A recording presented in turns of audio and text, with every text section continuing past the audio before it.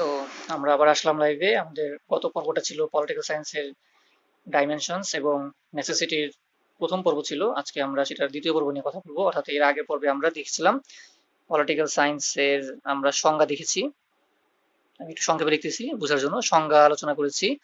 দেন আমরা আলোচনা করেছিলাম হচ্ছে পলিটিক্যাল সায়েন্সের বিষয়বস্তু। তিনটা পার্ট আলোচনা করেছিলাম। বিষয়বস্তুর তিনটা বিষয় আলোচনা করেছিলাম, অর্থাৎ আমরা ক, খ এবং গ অর্থাৎ বিষয়বস্তুর এই তিনটা নিয়ে আলোচনা করেছিলাম। আজকে আমাদের এই বিষয়বস্তুর ঘ নাম্বার, অর্থাৎ বিষয়বস্তু আলোচনা চলতেছে। আগের পর্বটা দেখে নিন যারা দেখেন নাই। এই ঘ নাম্বারে আমরা কি দিব? ঘ নাম্বারে আমরা দিতে পারি কিছু বিশেষজ্ঞের মতামত, অর্থাৎ এক্সপার্টাইজ ভিউ। কি বিষয় এক্সপার্টাইজ ভিউটা? পলিটিক্যাল সায়েন্সের বিষয়বস্তু সম্পর্কে বিভিন্ন গুরুত্বপূর্ণ ব্যক্তিবর্গ যারা, অর্থাৎ রাষ্ট্রবিজ্ঞান নিয়ে যারা আলোচনা করেছেন, বিভিন্ন গুরুত্বপূর্ণ রাষ্ট্রবিজ্ঞানী, এরা আসলে কি বলে, অর্থাৎ তাদের মতামতটা কি সেটা নিয়ে আমরা এখানে কথা বলবো। তো সেক্ষেত্রে আমরা এক্সপার্টাইজ ভিউর ক্ষেত্রে আমরা প্রথমেই যাব হচ্ছে হ্যারোল্ড ল্যাসওয়েলের কাছে। হ্যারোল্ড ল্যাসওয়েল উনি কি বলেছে? উনি রাষ্ট্রবিজ্ঞানটাকে বলতে যাচ্ছে যে রাষ্ট্রবিজ্ঞান হচ্ছে এমন একটা বিজ্ঞান যেটা আলোচনা করে কি নিয়ে? ইনফ্লুয়েন্সড অ্যান্ড ইনফ্লুয়েন্সিয়াল, এই বিষয় নিয়ে আলোচনা করে। অর্থাৎ তিনি বলতে চাচ্ছেন রাষ্ট্রবিজ্ঞান, আমি বুঝাচ্ছি ব্যাপারটা কি, রাষ্ট্রবিজ্ঞান ইনফ্লুয়েন্স এবং ইনফ্লুয়েন্সিয়াল নিয়ে আলোচনা করে। অর্থাৎ ইনফ্লুয়েন্স বলতে যেখানে ইনফ্লুয়েন্স তার মানে পার্টিসিপল দিয়ে ব্যবহার করা হচ্ছে, ইনফ্লুয়েন্সড অ্যান্ড ইনফ্লুয়েন্সিয়াল, অর্থাৎ যারা প্রভাবিত হয়, রাষ্ট্রে যারা প্রভাবিত হয় তাদের নিয়ে কথা বলে, আর যারা প্রভাব বিস্তার করে তাদের নিয়ে কথা বলে। প্রভাব বিস্তারকারী,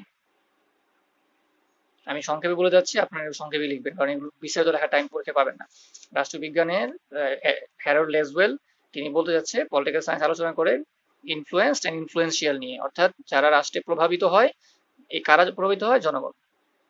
যদি আমরা এক কথায় বলি জনগণ। আর প্রভাব কারা বিস্তার করে? সরকার। শুধু সরকার না, সরকার, বিভিন্ন প্রেশার গ্রুপ, হ্যাঁ, আরো অনেক এরকম বিভিন্ন চাপ সৃষ্টিকারী গোষ্ঠী আছে। বিশেষ করে সরকারটাই মূলত মুখ্য, তবে বিভিন্ন প্রেশার গ্রুপও প্রভাব বিস্তার করে। তাহলে এদের কর্মকাণ্ড, এদের আচার আচরণ, এদের সমন্বয়, এদের মধ্যে লিঙ্ক, এদের সমস্যাগুলো নিয়ে আসলে আলোচনা করে। গেল হ্যারল্ড লেসওয়েলের কথা, অর্থাৎ এক্সপার্টাইজ ভিউ এর মধ্যে এটা আমরা 1 নাম্বার দিতে পারি।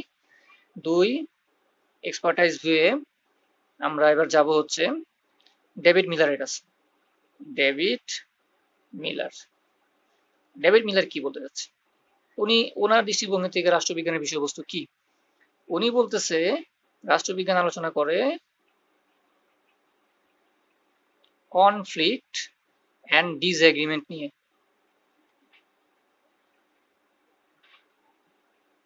কনফ্লিক্ট এবং ডিসএগ্রিমেন্ট নিয়ে আলোচনা করে, অর্থাৎ দ্বন্দ্ব সংঘাত। এক কথায় রাষ্ট্রবিজ্ঞান দ্বন্দ্ব সংঘাত নিয়ে আলোচনা করে।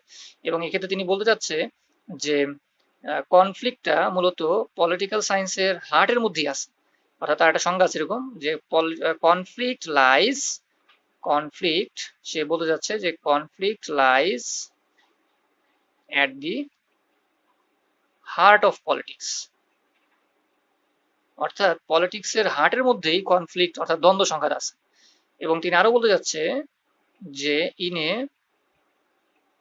ওয়ার্ল্ড অফ, অর্থাৎ এমন একটা বিশ্ব যে বিশ্বটা in a world of universal agreement, অর্থাৎ যেই বিশ্বে সবাই একমত, সেখানে কি নাই? There is no room for it. It বলতে সে পলিটিক্সকে বোঝাচ্ছে। অর্থাৎ বলতে যাচ্ছে যে যে বিশ্বে সবাই একমত, ইউনিভার্সাল এগ্রিমেন্ট মানে হচ্ছে যে বিশ্বে সবাই একমত, যেখানে কোনো কারোর সাথে কারো দ্বন্দ্ব নাই, সেখানে পলিটিক্সের অবস্থান হতে পারে না, পলিটিক্স থাকতে পারে না। তাহলে তার কথা অনুযায়ী বলতে পারি যে রাষ্ট্রবিজ্ঞান বিভিন্ন ধরনের সংঘাত, যেমন এই যে এখন সিরিয়া ক্রাইসিস, এই যে আমাদের কি বলে ইয়েমেন ক্রাইসিস, এই যে আমাদের প্যালেস্টাইন ক্রাইসিস, কাশ্মীর ক্রাইসিস, এগুলো সব এখানে লিখতে পারবেন আপনি। যে বর্তমান বিশ্বের বিভিন্ন ক্রাইসিস গুলোর দৃষ্টিকোণ থেকে বলা যায় ডেভিড মিলারের কথাটা আসলে কতটা যৌক্তিক। তাহলে এই কথাগুলো এখানে লিখে দিবেন, আমি আর লিখলাম না বাংলাতে, আপনারা লিখে নেবেন যে এই কনফ্লিক্ট যেহেতু ডিসএগ্রিমেন্ট যেহেতু রাষ্ট্রবিজ্ঞানের হার্টই আছে, সেহেতু এই যে আমরা দেখতেছি বিভিন্ন ওয়ার, বিভিন্ন সংঘাত, এই বিভিন্ন রকমের প্রবলেম সারা বিশ্বে, এগুলো রাজনীতির বাইরে না। ঠিক আছে, এই দেখেন ডেভিড মিলার সেই কথাই বলছে। আমরা 3 নম্বরে যাব এক্সপার্টাইজ ভিউ এর। 3 নম্বরে আমরা কার কাছে যেতে পারি? আমরা যাব হচ্ছে ডেভিড স্টোনের কাছে। ডেভিড স্টোনের কাছে যাব 3 নম্বর। আমরা কিন্তু আলোচনা করতেছি রাষ্ট্রবিজ্ঞানের বিষয়বস্তুর এক্সপার্টাইজ ভিউ নিয়ে, অর্থাৎ বিভিন্ন এক্সপার্ট যারা রাষ্ট্রবিজ্ঞানী তাদের ভিউগুলো কি। তাহলে ডেভিড স্টোন বলতেছে রাষ্ট্রবিজ্ঞানটা কি? তিনি বলতে যাচ্ছে রাষ্ট্রবিজ্ঞানটা হচ্ছে অথরিটাটিভ অ্যালোকেশন অফ ভ্যালুস। আপনারা যদি এগুলো বাংলা ইংরেজি না পারেন তাহলে বাংলা লিখবেন, যেমন এখানে লিখবেন যে হ্যারল্ড লেসওয়েল বলছে যে প্রভাবিত এবং প্রভাব বিস্তারকারীদের নিয়ে রাষ্ট্রবিজ্ঞান কথা বলে। আপনারা এখানে লিখবেন যে কনফ্লিক্ট মানে দ্বন্দ্ব সংঘাত নিয়ে কথা বলে। এখানে লিখবেন অথরিটেটিভ অ্যালোকেশন অফ ভ্যালুস মানে হচ্ছে মূল্যের কর্তৃত্ব সম্পন্ন বরাদ্দ। বাংলা হচ্ছে মূল্যের কর্তৃত্ব সম্পন্ন বরাদ্দ। এখন এটার ব্যাপারটা বুঝি আমরা যে মূল্যের কর্তৃত্ব সম্পন্ন বরাদ্দ বলতে কি বোঝাচ্ছে। ডেভিড ইজুন সাহেব বোঝাচ্ছে যে একটা নীতি বা একটা আপনার আইন যখন রাষ্ট্রের সরকার যখন প্রণয়ন করে, পার্লামেন্ট যখন প্রণয়ন করে, বা কোনো আইন যদি সংসদ প্রণয়ন করে, অথবা কোনো নীতি যদি সরকার নেয়, তাহলে সেই নীতিটা সরকার যার জন্য নিল বা যেই মানুষের জন্য নীতিটা নিল, তারাই যদি সেটাকে না মানে বা তাদেরকে যদি সেটা না মানানো যায়, তাহলে আসলে ওই নীতিটার কোনো মূল্য থাকে না। যেমন ধরেন আমি উদাহরণ দিয়ে বুঝাই, মনে করেন করোনা পরিস্থিতিতে সরকার একটা নীতি নিল যে জনগণকে নির্দেশ দেওয়া হয়েছে যে আপনারা বাসা থেকে বেরোবেন না। এখন জনগণ বাসা থেকে বেরোচ্ছে, কথা শুনতেছে না। তার মানে এই যে সরকার যে পলিসিটা নিল, সরকার যে আদেশটা দিল, জনগণ যদি সেটা না শুনে কোনো কারণে, তাহলে কি সে আদেশ কোনো মূল্য থাকবে? টেলিভিশন বলতেছে এইটা নিয়ে রাষ্ট্রবিজ্ঞান কথা বলে। এবং তখন রাষ্ট্রবিজ্ঞান কি বলে? টেলিভিশন বলতেছে রাষ্ট্রবিজ্ঞান বলে আপনারা এই এই কর্তৃত্ব, এই অথরিটি শব্দের মানে হচ্ছে কর্তৃত্ব, অথরিটেটিভ, এই যে মূল্যের কর্তৃত্ব সম্পন্ন বরাদ্দ। কর্তৃত্ব সম্পন্ন বলতে সে কি বোঝাচ্ছে? যে সরকারকে কর্তৃত্ব সম্পন্ন হতে হবে, যারা পলিসি মেক করবে, যারা নীতি নীতি নিবে, তাদেরকে কর্তৃত্ব সম্পন্ন হতে হবে। কর্তৃত্ব সম্পন্ন সরকার হলে, কর্তৃত্ব সম্পন্ন সংগঠন হলে, তবেই আপনি যে মূল্য সৃষ্টি করতেছেন, আপনি যা এই মূল্য বলতে সে ল বোঝাচ্ছে বা প্রিন্সিপাল বা আইন বোঝাচ্ছে, অর্থাৎ যে কোনো ল বা প্রিন্সিপাল নীতি বা কোনো রকমের সিদ্ধান্ত যাই সবকিছু কি সে মূল্য বলতে বোঝাচ্ছে। তাহলে এই যে আপনি যে মূল্যটা নিলেন সেটা যদি কর্তৃত্ব সম্পন্ন হয় বা কর্তৃত্ব সম্পন্ন যদি বরাদ্দ আপনি করতে পারেন, অর্থাৎ সরকার যদি কর্তৃত্ব সম্পন্ন হয়ে সেটা বরাদ্দ করতে পারে, তবেই সেই মূল্যটা টিকে থাকবে সমাজে। আমি আরো সহজে বুঝাই দিই, আপনি একটা আইন তৈরি করেছেন, ল তৈরি করেছেন, এখন আপনি লটা জনগণের উপর, অর্থাৎ রাষ্ট্রের সিটিজেন বা পপুলেশন বা সিটিজেন যাই বলেন এদের উপর প্রয়োগ করবেন। ডেফিনেশন বলতেছে এই লটা যদি আপনি যার জন্য তৈরি করছেন তারা যদি না মানে, তারা যদি না মানে, তাহলে আপনার এই আইনের কোনো ভ্যালুই নেই, কোনো মূল্যই নেই। আপনার এই এই লটা একটা মূল্যহীন ল হয়তো পরিণত হবে। এখন শুধু এখানেই সীমাবদ্ধ করেন এই রেভলিউশন, সে বলতেছে তাহলে কি করতে হবে? তাহলে বলতেছে এই লটাকে আপনার সঠিকভাবে বাস্তবায়ন করার জন্য, এই লটাকে যাতে করে মানুষ মানে, যাতে করে জনগণ এটা শুনে, এই জন্য এই লটাকে আপনি কর্তৃত্ব দিয়ে অ্যাপ্লাই করেন, কর্তৃত্ব দিয়ে, ক্ষমতা দিয়ে এই লটাকে আপনি বাস্তবায়ন করেন। প্রয়োজনে, ডেভিয়েশন বলতেছে প্রয়োজনে আপনি এটা বাস্তবায়ন করার জন্য বল প্রয়োগ করতে পারেন। সরকারকে, এটা সরকারকে বলা হচ্ছে, সরকারকে বলতেছে যে আপনি যদি দেখেন যে আইনটা আপনি তৈরি করছেন সরকার মানতেছে, জনগণ মানতেছে না, আপনি বুঝান, রিকোয়েস্ট করেন, বিভিন্ন পলিসি নেন, কিন্তু তাও যদি সরকার জনগণ না মানে, তাহলে আপনি প্রয়োজনে বল প্রয়োগ করতে পারেন। তাইলেই আপনি যদি কর্তৃত্ব সম্পন্ন বরাদ্দটা করতে পারেন, সেটা বল প্রয়োগ করে হোক। যদিও বল প্রয়োগের ব্যাপারে সে বেশি গুরুত্ব দেয় নাই, প্রথমে সে বলছে যে হ্যাঁ সবার মতো, সে বলছে যে এটা আপনি চেষ্টা করেন স্বাভাবিকভাবে জনগণ মানে সেটা ব্যবস্থা করার, কিন্তু যদি কোনো কারণে না মানে জনগণ, তাহলে সেটা যদি রাষ্ট্রের জন্য বৃহত্তর কল্যাণের জন্য যদি প্রয়োজন হয়, তাহলে সরকার কিছুটা বল প্রয়োগ করে হলেও সেটা আপনার বরাদ্দ করতে পারে, আর তখনই সেটার ভ্যালু থাকবে। এই কথাগুলো নিয়ে ডেভিয়েশনের এই তথ্যটা দেওয়া হয়েছে। এবার আমরা 4 নম্বরে চলে যাব, অর্থাৎ এক্সপার্টাইজ ভিউ এর 4 নম্বর। এখানে আমরা যাবো কার কাছে? যাব হচ্ছে লিপসন নামক একজন ব্যক্তির কাছে। খুবই গুরুত্বপূর্ণ, এই পার্টগুলো দেওয়া দিতেই হবে। লিপসন, লিপসন তিনি কি বলতেছে? লিপসন বলতেছে রাষ্ট্রবিজ্ঞান আলোচনা করে ডিফারেন্ট গ্রেট ইস্যুস নিয়ে। Different great issues of politics, এই নিয়ে পলিটিক্যাল সায়েন্স আলোচনা করে। এবং এটা কিন্তু খুব গুরুত্বপূর্ণ একটা পয়েন্ট, এটা মিস করা যাবে। সময় না থাকলে আপনি এটা মিস করেন, সমস্যা নেই, এটা দিবেন। Different great issues of politics, রাজনীতির বিভিন্ন গ্রেট ইস্যু নিয়ে আলোচনা করে। এবং মনে রাখতে হবে যে লিপসন একটা বই আছে যার নামই হচ্ছে great issues of politics, great issues of politics.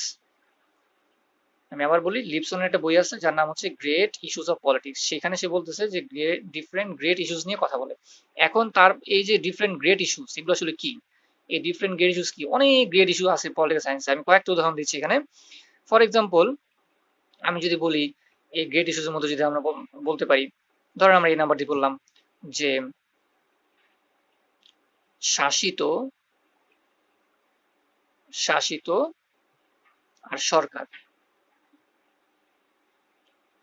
এই শাসিত, শাসিত বলতে আমরা বলতে পারি শাসিত জনগণ, যাই বলো না কেন, শাসিত জনগণ এবং সরকার, এদের মধ্যে সম্পর্ক কেমন হবে, এদের মধ্যে সম্পর্ক কেমন হবে, এদের এদের অর্থাৎ জনগণের সাথে সরকারের দূরত্ব কতটুকু, সম্পর্ক কতটুকু, ভালো মন্দ দিকগুলো কি, এগুলা গুরুত্বপূর্ণ ইস্যু, এটা নিয়ে রাষ্ট্রবিজ্ঞান কথা বলবে।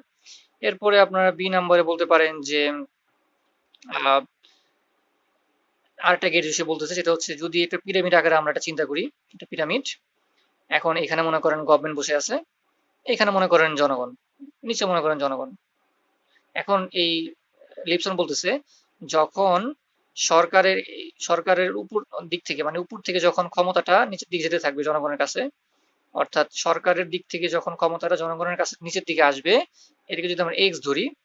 আরেকটা কথা সে বলতেছে, এবার জনগণের কাছ থেকে যখন ক্ষমতাটা, জনগণের দিক থেকে যখন ক্ষমতাটা উপর দিকে যাচ্ছে, এভাবে সে একটা গুরুত্বপূর্ণ ইস্যু বোঝাচ্ছে যে এটাকে আমরা ওয়াই ধরলাম।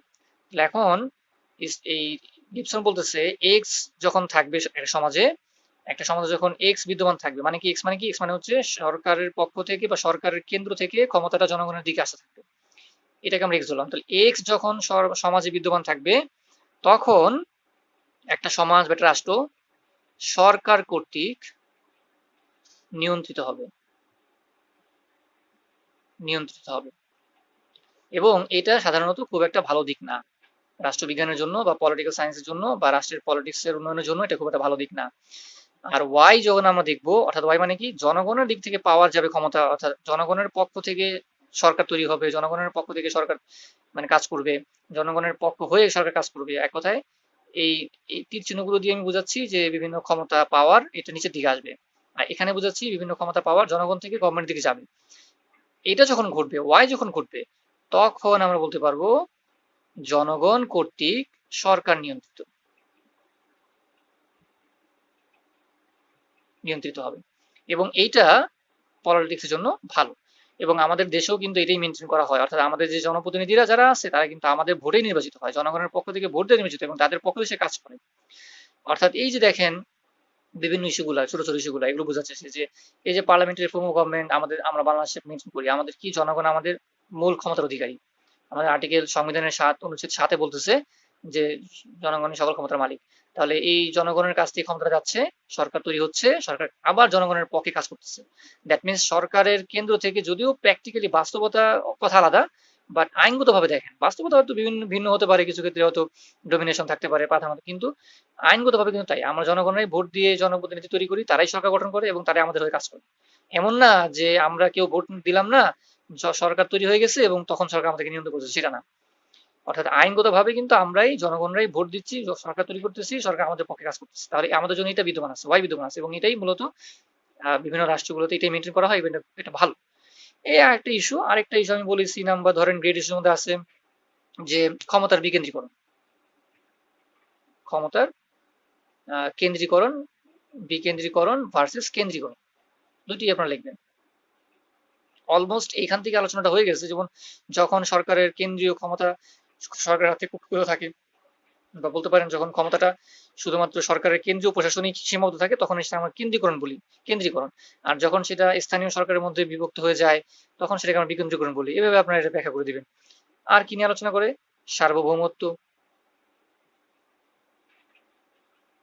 এটা একটা গ্রেড ইস্যুর মধ্যে পড়ে, অর্থাৎ রাষ্ট্রবিজ্ঞান সার্বভৌমত্ব নিয়ে কথা বলে। এভাবে অনেক গ্রেড ইস্যুস আছে। তো আপনারা মোটামুটি যে কয়টা গ্রেড ইস্যু দেওয়া যায় সেটাই আপনারা মোটামুটি দিতে পারেন। অর্থাৎ আমি কয়টা দিলাম, আপনারা আরো দিতে পারেন, যেমন এখানে স্বাস্থ্যের সাথে সম্পর্ক, তারপরে এই যে আপনার কি কে কাকে সরকার কোনটা কোন ধরনের সরকার ব্যবস্থা সমাজে বিদ্যমান থাকবে, সেটা কোনটা উত্তম কোনটা অনুত্তম, সেটা ক্ষমতার কেন্দ্রীকরণ বিকেন্দ্রীকরণ সার্বভৌমত্ব দিতে পারেন আপনি, সংবিধান, হ্যাঁ এটা খুব গুরুত্বপূর্ণ, সংবিধান নিয়ে কথা বলা, সংবিধান তৈরি করা, সংবিধানের প্রাধান্য থাকে, এগুলো গ্রেডের মধ্যে পড়ে, এরকম 4-5টা গ্রেড দিয়ে দেবেন। এই হলো আমাদের এক্সপার্টাইজ ভিউ। এক্সপার্টাইজ ভিউ আমাদের ছিল হচ্ছে ঘ নাম্বার। এবার আমরা চলে যাব হচ্ছে উমো নাম্বারে, অর্থাৎ এক্সপার্টাইজ ভিউ দেওয়া লাগবে না, কারণ কয়টা দিলেই হবে। উমো নাম্বার, উমোতে আমরা দেখবো হচ্ছে রাষ্ট্রবিজ্ঞান আর কি নিয়ে কথা বলে, পাওয়ার অ্যান্ড অথরিটি নিয়ে কথা বলে, পাওয়ার অ্যান্ড অথরিটি নিয়ে আলোচনা করে, বা পাওয়ার অ্যান্ড অথরিটি নিয়ে আলোচনা করাও এটা বিষয়বস্তু। আপনি এটাকে এটা উমো নাম্বার না দিয়ে আপনি এটাকেও মানে ওই এক্সপার্টাইজ ভিউর মধ্যে ফেলে দিতে পারেন। আমরা এক্সপার্টাইজ ভিউ এর যে কয়টা দিলাম, এক্সপার্টাইজ ভিউ 4টা দিলাম তো, 3, 4, আপনি এটাকে এক্সপার্টাইজ ভিউর মধ্যে ফেলে দেন, এটা 5 নাম্বার করে দেন, উমো দেন না, 5 নাম্বার করে দেন। অর্থাৎ এক্সপার্টাইজ ভিউ এখানে রাখেন। এইটা এই পাওয়ার এন্ড অথরিটি নিয়ে যে রাষ্ট্রবিজ্ঞান কথা বলে, এটা কে বলছে? এটা বলছে হচ্ছে রবসন।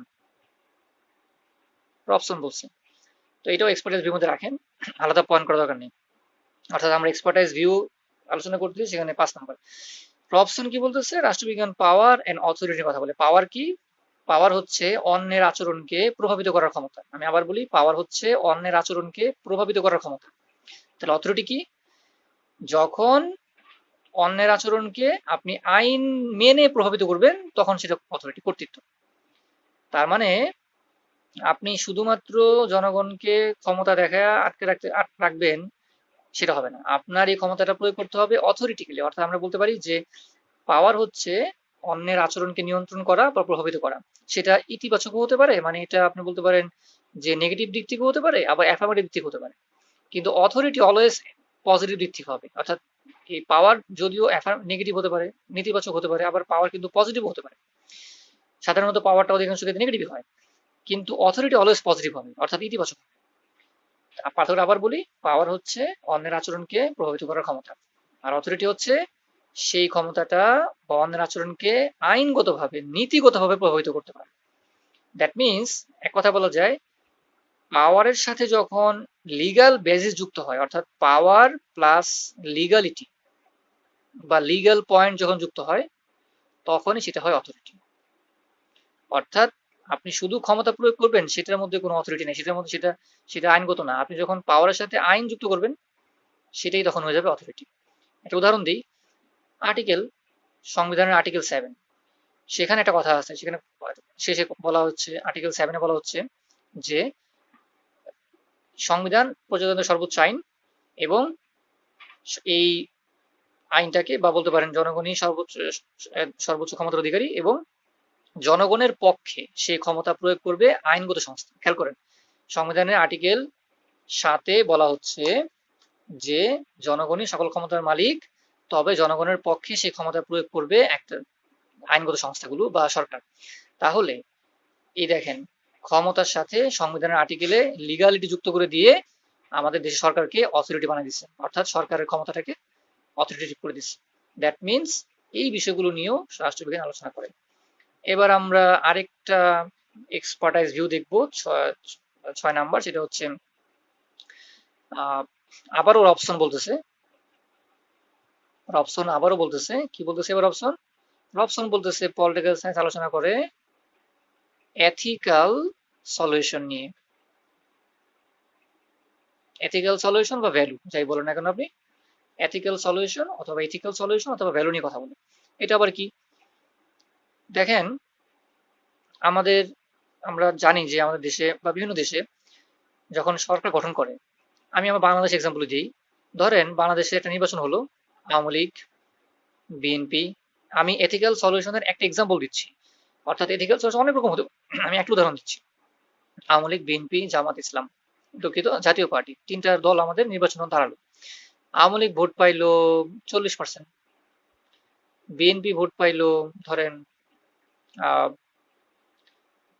30%, জাতীয় পার্টি মনে করেন পাইলো হচ্ছে 20%, আর বাকি অন্যান্য দল মিলে পাইলো হচ্ছে 40, 70, 90, 10%। খেয়াল করেন তো, অন্যান্য দল মনে করেন একটা দল আছে যে গণতান্ত্রিক পার্টি, যার দল আছে একটা। তাহলে আওয়ামী লীগ নির্বাচনে ভোট পেলো 40%, বিএনপি পেলো 30%, জাতীয় পার্টি পেলো 20%, আর অন্যান্য দল মিলে পেলো 10%। এখন আপনি বলেন তো কে নির্বাচিত জয় 100% ভোটের মধ্যে এই চারটা দল এভাবে ভাগ করে নেওয়া হলো, পাইল। এখন জয় হলো কে? আওয়ামী লীগ, কারণ সবচেয়ে বেশি ভোট সে পাইছে, অর্থাৎ ওনারা বিজয়ী। এখন আপনি বলেন তো এই যে বিজয়ী হলো আওয়ামী লীগ, আমার দেশের 100% মানুষের মধ্যে মাত্র 40% মানুষ আওয়ামী লীগকে চাইছে, আর বাকি 60% মানুষ আওয়ামী লীগকে চাইলো না। তাহলে সেই 60% মানুষের ভ্যালুটার বা আপনার নৈতিকের কি বলা যায় যে তাদের মতামতের মূল্যটা কই থাকলো? খেয়াল করেন 100% ভোটের মধ্যে আওয়ামী লীগ 40% ভোট পায়, বা এখানে যদি আমি বিএনপি 40% পাইতো তাহলে বিএনপি জিততো, বুঝলাম। কিন্তু আপনার ভোট দরকার কত? আপনার ভোট দরকার মিনিমাম 51%। আমি যদি আমার এথিক্যাল জায়গা থেকে চিন্তা করি, অর্থাৎ রাষ্ট্রের টোটাল জনগণের 100% জনগণের মধ্যে আপনি যদি 51% জনগণ আপনাকে চায়, তখনই আমি বলতে পারি যে আপনি দেশের সংখ্যাগরিষ্ঠ জনগণের মতামতের ভিত্তিতে আপনি আসলেন ক্ষমতায়। কিন্তু তা কি হচ্ছে? শুধু আমাদের দেশে না, বিশ্বের বিভিন্ন দেশে দেখবেন যে দলগুলো ক্ষমতায় আসতেছে, যেমন ভারতে এখন বিজেপি ক্ষমতায় আছে, তারাও দেখবেন টোটাল জনসংখ্যার, অর্থাৎ 100% জনসংখ্যার, টোটাল জনসংখ্যার 51% ভোট পাচ্ছে না। তারা হয়তো 40% পায়ে বসে আছে, বাকি হয়তো কম পাইছে, এই জন্য সে বিজয়ী হয়েছে। আবার এরকম হতে পারে, দেখেন এমন হতে পারে আওয়ামী লীগ পাইলো আপনার 40%, খেয়াল করেন ঘটনাটা, বিএনপি পাইলো 40%, আচ্ছা, জাতীয় পার্টি পাইলো 10%, বাকি সব মিলাই পাইলো 10%। এবার বলেন তো কে জিতলো? তাই হয়ে গেল, কারণ আওয়ামী লীগও 40%, বিএনপি 40%। এখন কি ঘটে? জাতীয় পার্টি গিয়ে যুক্ত হলো আওয়ামী লীগের সাথে, তাহলে এই জাতীয় পার্টি 10% ভোট যুক্ত হলো আওয়ামী লীগের সাথে, কত হয়ে গেলো? 50% হয়ে গেল। এখন আওয়ামী লীগ বললো আমরা সবার থেকে বেশি আছি, কারণ বিএনপি 40% পাইছে আর বাকি সব 10%, আমরা তো জাতীয় পার্টির সাথে জোট করে 50% পায়ে বসে আছি। তাও দেখেন সংখ্যাগরিষ্ঠ হলো না। এরকম আমার সময় বিভিন্ন ছোট ছোট দলগুলোকে জোট করে বড় বড় দলগুলো ক্ষমতায় চলে আসে। অর্থাৎ আমার মূল কথা হচ্ছে আমার ভোট দরকার, আমার দেশের মনে করেন জনসংখ্যা আছে 10 জন, ফর এক্সাম্পল আমার দেশের জনসংখ্যা 10 জন, তাহলে আমার তো মিনিমাম 10 জনের মধ্যে সংখ্যাগরিষ্ঠ কত? 6 জন। তো 6 জনের ভোট তো আমার পাওয়া লাগবে, তারপরে ক্ষমতা চিন্তা করতে পারি। কিন্তু তা না, দেখা যাচ্ছে যে 10 জনের মধ্যে 4 জনের ভোট পাইয়াও বিভিন্ন দলগুলো ক্ষমতা চলে আসতেছে। এই যে ব্যাপারটা একটা এথিক্যাল সলিউশন আমি দেখালাম, অর্থাৎ এইখানে নৈতিক জায়গাটা ব্রেক করতেছে, অর্থাৎ আপনি নৈতিকভাবে আসলে ক্ষমতায় মানে আসার মতো ওই অ্যাবিলিটি বা ওই জায়গাটা আপনার থাকতেছে না, কিন্তু তারপরেও আপনি কোনো না কোনো ভাবে অন্য দলকে জোট করে, কিংবা আপনি অন্যান্য দল আপনার থেকে কম পাইছে তাই আপনি 40% ভোট নিয়ে চলে আসছেন, কিন্তু আপনার এই 40% ভোট দেশের টোটাল জনসংখ্যার 40%, তার মানে আপনাকে 60% মানুষ ভোট দেয় নাই, তাও আপনি ক্ষমতায় আছেন। ব্যাপারটা এরকম। এই যে জায়গাগুলো, এই জিনিসগুলো নিয়ে পলিটিক্যাল সায়েন্স কথা বলে এবং খুবই গুরুত্বপূর্ণ একটা ইস্যু, এবং এই জন্যই আমরা বলে থাকি ও আনুপাতিক প্রতিনিধিত্ব। আনুপাতিক, এটা সলিউশন কি? এটা তো প্রবলেম, তো সলিউশনটা কি? আনুপাতিক প্রতিনিধিত্ব। এই প্রবলেমটার সমাধান দিচ্ছে আপনি এবার আনুপাতিক প্রতিনিধিত্ব করেন, অর্থাৎ আপনার যত পার্সেন্ট ভোট আপনি পাবেন, সরকারের যে সরকার গঠন করবেন সেই সরকারে আপনার দল থেকে তত পার্সেন্ট লোক থাকবে, এর বেশি না। ব্যাপারটা এরকম, অর্থাৎ ধরেন আমাদের পার্লামেন্টে সলিউশন, আমি এটা প্রবলেম আলোচনা করলাম, এটা প্রবলেম ছিল, সমস্যাটা ছিল, এখন সমস্যার সমাধানটা কি? এই যে বলছি এথিক্যাল সলিউশন, সলিউশনটা আসলে কি? সলিউশনটা হচ্ছে আপনি ধরেন পার্লামেন্টের সদস্য আছে 300 জন, এখান থেকে সাপোজ আপনি আওয়ামী লীগের মন্ত্রী আছে কতজন? আওয়ামী লীগের মন্ত্রী সাপোজ ধরেন 49, ধরলাম 40 জন মন্ত্রী আছে আওয়ামী লীগের। কিন্তু আওয়ামী লীগ 40 জন মন্ত্রী যে পেলো, এটা কি আওয়ামী লীগ যত পার্সেন্ট ভোট পাইছে তত পার্সেন্টের সাথে সমন্বয় করে পাইলো? এটা চিন্তা করে দেখতে হবে। অর্থাৎ এই যে আওয়ামী লীগ এখানে 40% ভোট পাইছিল, তাহলে 40% ভোটের ক্ষেত্রে এই 300 এর 40% কত? অর্থাৎ 300টা আসনের 40% কত? আমরা বলতে পারি যে 40% অফ 300, আমরা যদি ভাগ করি 3, 3 4 12, অর্থাৎ 120টা আসন, মন্ত্রিত্ব না দুঃখিত, অর্থাৎ সংসদে 120টা, 300 আসনের মধ্যে সংসদে আওয়ামী লীগ 40% ভোট পাওয়া মানে হচ্ছে 120টা, মানে কি বলা যায়, আসন সে পাবে। অর্থাৎ যত পার্সেন্ট ভোট পাচ্ছে তত পার্সেন্টের সাথে তার আসন নির্ধারিত। আর বাকি যে এই 300-র মধ্যে যে বাকি 180 যে আছে, বাকি 180 যে মানে যারা যে সদস্যগুলো আছে এরা অন্যান্য দল থেকে তারা আসবে। কিন্তু এই ঘটনাটা অনেক সময় ঘটে না। অর্থাৎ এই আমাদের কিন্তু আনুপাতিক প্রতিনিধিত্ব শুধুমাত্র সংসদের নারী সংখ্যাগরিষ্ঠ যে আসন আছে, নারীদের জন্য যে 50টা আসন সংরক্ষিত আছে, সেই জায়গায় আমাদের আনুপাতিক প্রতিনিধিত্ব আছে। কিন্তু আমাদের যে বাকি 300 জন নির্বাচিত সদস্য, ওইখানে কিন্তু আনুপাতিক প্রতিনিধিত্ব নাই। তাহলেই দেখেন এই সমস্যাগুলো হয়। তো এই ক্ষেত্রে গেল, আমরা এবার শেষ পার্টে আসবো, অর্থাৎ ইথিক্যাল, অর্থাৎ আমাদের আলোচনা চলতেছে এক্সপার্টাইজ ভিউ এর 6 নাম্বার গুলো। 7 নাম্বার, 7 নাম্বার হচ্ছে মার্কস, কার্ল মার্কস। আমরা কার্ল মার্কস যদি সময় থাকে দিবেন, না থাকলে সমস্যা নেই। অর্থাৎ কার্ল মার্কস কি বলে, কার্ল মার্কসের যে তার দৃষ্টিভঙ্গি থেকে সে রাষ্ট্রকে কিভাবে, মানে পলিটিক্যাল সায়েন্স কিভাবে ব্যাখ্যা করছে, কার্ল মার্কসের যে তত্ত্বগুলো দিয়ে দিবেন শ্রেণী সংগ্রামের মাধ্যমে, যা যা আছে দিয়ে দিবেন। অর্থাৎ এটা না দিলেও চলবে, আপনারা চাইলে দিতে পারেন সময় থাকলে। তো এই গেল আমাদের এক্সপার্টাইজ ভিউ। এবার আমরা ফিনিশিং দিব, রাষ্ট্রবিজ্ঞানের আলোচনা বিষয়বস্তুর ফিনিশিং দিব। ফিনিশিং দেওয়ার ক্ষেত্রে আপনি একটা মোটা করে, একেবারে মোটা করে সাইন পেন দিয়ে, হ্যাঁ, আপনার একটা মানে লেটেস্ট এডিশন যুক্ত করে দিবেন। অর্থাৎ আপনি বলে দিবেন 21st সেঞ্চুরি এডিশন। এটা আপনার নতুন, একদম নতুন একটা জিনিস, 21st সেঞ্চুরি এডিশন। অর্থাৎ আপনার রাষ্ট্রবিজ্ঞানের পরিধি বিষয়বস্তুর মধ্যে গত আপনার 20-30 বছরে নতুন কিছু জিনিস চলে আসছে, এগুলো তো আগেও ছিল। আর গত এই আপনার 21st সেঞ্চুরি মানে কি, আমাদের 2000 সাল থেকে শুরু হয়েছে 21st সেঞ্চুরি, তাই না? 2000 সাল থেকে এখন চলতেছে 2020, সামনে আরো যাবে। তাহলে এই যে 21st সেঞ্চুরিতে পলিটিক্যাল সায়েন্সের এখনো পর্যন্ত বেশ কিছু গুরুত্বপূর্ণ আপনার ডাইমেনশন চলে আসছে, যেগুলো আগে ছিল না। যেমন 1 নাম্বার হচ্ছে আপনার প্রমিজিং প্রমিজিং টু ইনভায়রনমেন্টাল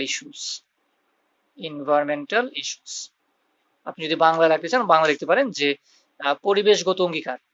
আপনি দেখেন এখন এই যে সারা বিশ্বে জলবায়ু নিয়ে আলোচনা হচ্ছে, এই যে গেট্রা থুনবার্গ নামক একজন মেয়ে আছে, গেট্রা থুনবার্গ, আপনার সুইডিশ বালিকা, হ্যাঁ, এই যে মেয়েটা আন্দোলন করতেছে জলবায়ু ইস্যুতে, হ্যাঁ, বা বর্তমানে জলবায়ু ইস্যু নিয়ে অনেক বড় বড় নেতারা কথাবার্তা বলতেছে বিভিন্ন, যেমন প্রতি বছর কোপ হচ্ছে, অর্থাৎ কনফারেন্স অফ দ্য পার্টিস, হ্যাঁ, এটা ইউএনএফ সিসির আন্ডারে হচ্ছে, জলবায়ু নিয়ে সম্মেলন হচ্ছে। এই যে জলবায়ু ইস্যু, এটা কিন্তু একটা আজ থেকে 15-20 বছর আগে অত গুরুত্ব দেওয়া হতো না, কিন্তু সর্বশেষ এই মানে গত 10-12 বছরে কিন্তু রাজনীতির প্রেক্ষাপটে বা রাজনীতির বিষয়বস্তুর মধ্যে এই পরিবেশগত ইস্যুটা ব্যাপকভাবে যুক্ত হয়ে গেছে।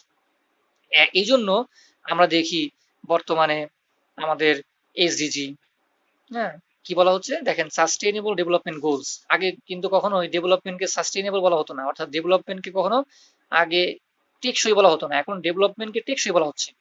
এখন আপনি বলেন এসডিজি যদি বাস্তবায়ন করতে চান আপনি, তাহলে কি পলিটিক্যাল সায়েন্সের বা পলিটিক্সের বাইরে গিয়ে পারবেন? ফর এক্সাম্পল, আজকে যদি বাংলাদেশ সরকার এসডিজি 17টা গোল আছে, যদি বাংলাদেশ সরকার বাস্তবায়ন করতে চায়, তাহলে বাংলাদেশ সরকার কি রাজনীতির অংশ না? তো বাংলাদেশ সরকার পলিটিক্যালি সিদ্ধান্ত না নিতে পারলে, পলিটিক্যালি গুরুত্বপূর্ণ ডিসিশন নিতে না পারলে, বাস্তবায়ন করতে না পারলে এসডিজি বাস্তবায়ন হবে না। সো এসডিজি বাস্তবায়ন করা, পরিবেশগত ইস্যুর সাথে মিল রাখা, এগুলো এখন বর্তমানে রাজনৈতিক অঙ্গীকার। অর্থাৎ প্রত্যেকটা দেশের মানে পলিটিক্যাল পার্টিগুলা বা সরকার যারা গঠন করে তারা সবাই এখন গ্রিন ইকোনমি নিয়ে কথা বলে, এখন ব্লু ইকোনমি নিয়ে কথা বলে, এখন এসডিজি নিয়ে কথা বলে, এখন পরিবেশগত যে গ্রিন গ্রিন ক্লাইমেট ফান্ড নিয়ে কথা বলে, অর্থাৎ ওই যে দুর্বল ক্ষতিগ্রস্ত দেশগুলোকে সাহায্য করবে এই ফান্ড থেকে, সেই ফান্ড নিয়ে কথা বলে। এই যে গত কয়েক দশকে রাজনীতির প্রেক্ষাপটে বা রাষ্ট্রবিজ্ঞানের বিষয়বস্তুর মধ্যে পরিবেশগত অঙ্গীকারটা চলে আসছে। এখন শুধুমাত্র আপনি সরকার গঠন করবেন আর সে সরকার দেশের মানুষকে ভালো রাখবে বা সরকার ভালো চলবে তাই না, এখন আপনাকে আপনার দেশের পরিবেশ পরিস্থিতি বা আপনার যে জলবায়ু, নদ নদী পাহাড় পর্বত, দেশের মানে কি বলা যায় যে কার্বন ডাই অক্সাইডের নিঃসরণ কমানো, এই অনেক ব্যাপার এখানে চলে আসছে এই পরিবেশগত বিষয়ের মধ্যে। তা আশা করি বুঝতে পারছেন। আমি কয়েকটা উদাহরণ দিলাম যে গ্রেটা থুনবার্গের আন্দোলন, তারপর প্রতি বছর কনফারেন্স অফ দ্য পার্টি হচ্ছে পরিবেশ বিষয় নিয়ে, এসডিজি জাতিসংঘ যে এসডিজি ঘোষণা করলো সেই এসডিজি বিষয়বস্তুর মধ্যে এখন পরিবেশ ঢুকে গেছে, এবং সেই এসডিজি বাস্তবায়ন করার জন্য আপনাকে অবশ্যই রাজনৈতিক দলগুলার, পলিটিক্যাল পার্টিগুলার অথবা বিভিন্ন দেশের গভর্নমেন্টগুলার কি লাগবে, ভূমিকা লাগবে। গ্রিন ক্লাইমেট ফান্ড এখন তৈরি হচ্ছে, সেখান থেকে সাহায্য করা হচ্ছে দরিদ্র দেশগুলোকে। ব্লু ইকোনমি মানে সমুদ্র অর্থনীতি, এটা নিয়ে কাজ করা হচ্ছে। গ্রিন ইকোনমি কাজ করা হচ্ছে, সেই বিষয়গুলো যুক্ত হবে। আর একটা বিষয় আমি অ্যাড করতে চাই এই 20 এডিশনের মধ্যে, সেটা হচ্ছে আপনার ডিপ্লোমেসি, অর্থাৎ বলতে পারি যে ক্লাইমেট ডিপ্লোমেসি।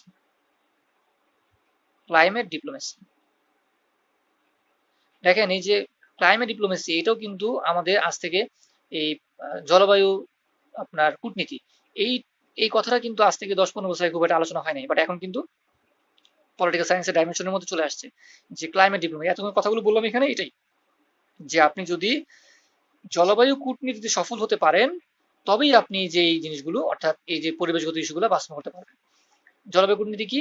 অর্থাৎ প্রত্যেকটা দেশের রাজনৈতিক দলগুলো তাদের পলিটিক্যাল যে কি বলা যায় সিদ্ধান্ত আছে, কূটনৈতিক সিদ্ধান্তগুলো আছে, সেগুলো যাতে করে জলবায়ু পরিবর্তনের সাথে খাপ খায়, বা জলবায়ু পরিবর্তনের সাথে যেগুলো অর্থাৎ জলবায়ু পরিবর্তনের যাতে নেগেটিভ পরিবর্তন না হয়ে যায়, সেই ব্যাপারে যে সিদ্ধান্তগুলো নেয়, সেই ব্যাপারে যে কূটনৈতিক তৎপরতা চালায়, এক দেশ আরেক দেশের সাথে যে কূটনৈতিক বা ডিপ্লোম্যাটিক যে রিলেশন তৈরি করে ক্লাইমেটের উপর বেস করে। অর্থাৎ ধরেন আমি উদাহরণ দিই, বাংলাদেশ সরকার বলল ভারতকে, আসলে এগুলো উদাহরণ দিয়ে বোঝানোই ভালো, অনেক কথা বলে আসলে বোঝে না।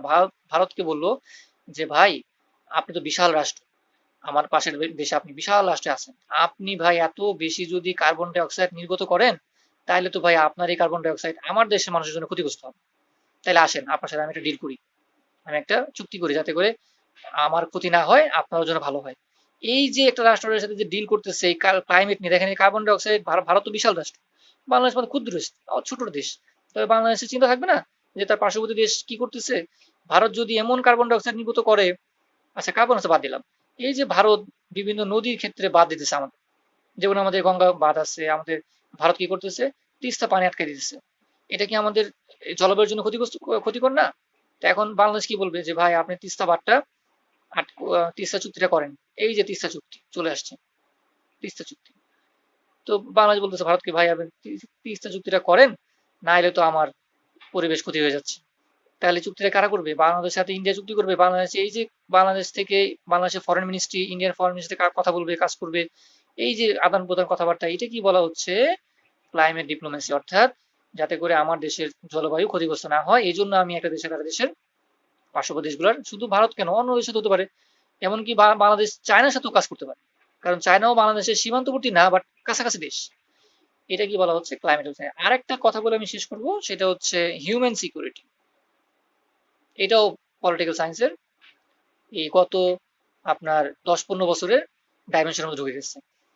হিউম্যান সিকিউরিটি দেখেন, এই যে রোহিঙ্গা ক্রাইসিস, এই হিউম্যান সিকিউরিটি নিয়ে আগে কথা বলা হতো, রোহিঙ্গা কিংবা এই যে ব্রেক্সিট হয়ে গেল আমাদের। আপনারা জানেন যে ব্রেক্সিট হয়েছে কেন বলেন তো? ব্রেক্সিট হয়েছে, ব্রিটেনের মূল দাবি ছিল তারা অভিবাসীদেরকে ঢুকতে দেবে না ব্রিটেনে, অর্থাৎ ইউরোপের অন্যান্য দেশগুলোর যে অভিবাসী আছে তারা ব্রিটেনে সহজে ঢুকে যাচ্ছে, সহজে চলে আসছে, যেমন ব্রিটেন বা ইউকে ইউরোপের বিভিন্ন দেশের অভিবাসীদেরকে নিয়ন্ত্রণ করার জন্য তারা ইউরোপীয় ইউনিয়ন থেকে বের হয়ে গেল। আপনারা জানেন যে ইউরোপীয় ইউনিয়নের সদস্য যদি আপনি সদস্য হতে চান, আপনি যদি ইউরোপীয় ইউনিয়নের সদস্য থাকেন, তাহলে আপনার ইউরোপীয় ইউনিয়নের যে 28টা দেশ ছিল, প্রত্যেকটা দেশের সদস্যরা, প্রত্যেকটা দেশের নাগরিকরা প্রত্যেকটা দেশে যেতে পারবে, সহজে মুভমেন্ট করতে পারবে। এখন ইউকে বলতেছে না ভাই, আপনার বাকি 27টা দেশের জনগণ আমার দেশে আইসা আমার দেশে 12টা বাজাচ্ছে, আমি এটা মানবো না। এই ব্রেক্সিট ইস্যুতে চলে চলে গেল ইউরোপিয়ান থেকে বেরিয়ে গেল ব্রিটেন।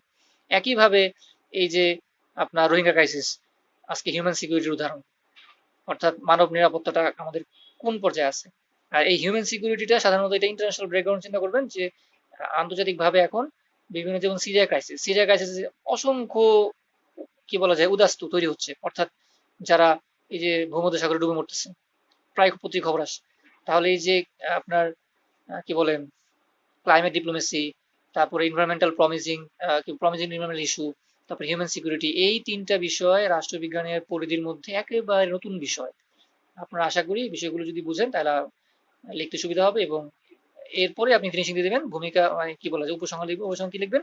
যে সুতরাং আমরা বলতে পারি বর্তমান প্রেক্ষাপটে রাষ্ট্রবিজ্ঞানের বিষয়বস্তু এবং পরিধি বৃহত্তর, এবং ফিনিশিং দিবেন। আসলে কি আমি অনেকেই বলি উপসংহারটা আসলে গুরুত্বপূর্ণ কিছু না, উপসংহারটা 2টা লাইন লিখে দিলেই হয়। তারপরে যদি আপনি উপসংহার সুন্দর লিখতে চান তাহলে লিখবেন। সুতরাং বলা যায়, উপরোক্ত আলোচনা থেকে বলা যায় যে রাষ্ট্রের এমন কোনো বিষয়বস্তু, বিভিন্ন রাষ্ট্রের সাথে এমন কোনো বিষয়বস্তুই নেই যা আসলে পলিটিক্যাল সায়েন্সের বাইরে। সুতরাং আপনি একবারে বলে দিবেন কি, সুতরাং আমরা বলতে পারি যে রাষ্ট্রবিজ্ঞান, রাজনীতি,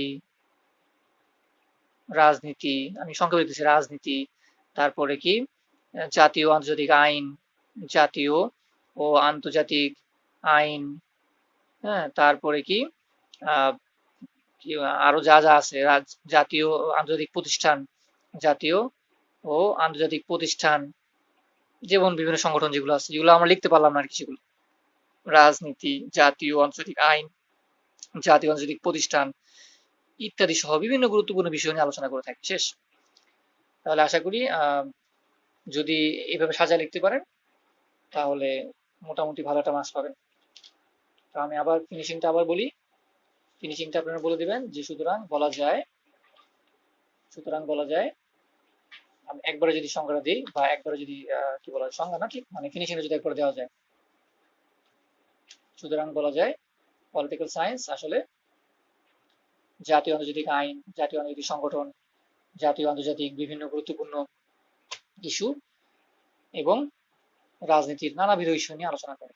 এইভাবে শেষ করে দিবেন। সো আল্লাহ হাফেজ, আগামী কোনো একটা আলোচনা আবার দেখা হবে।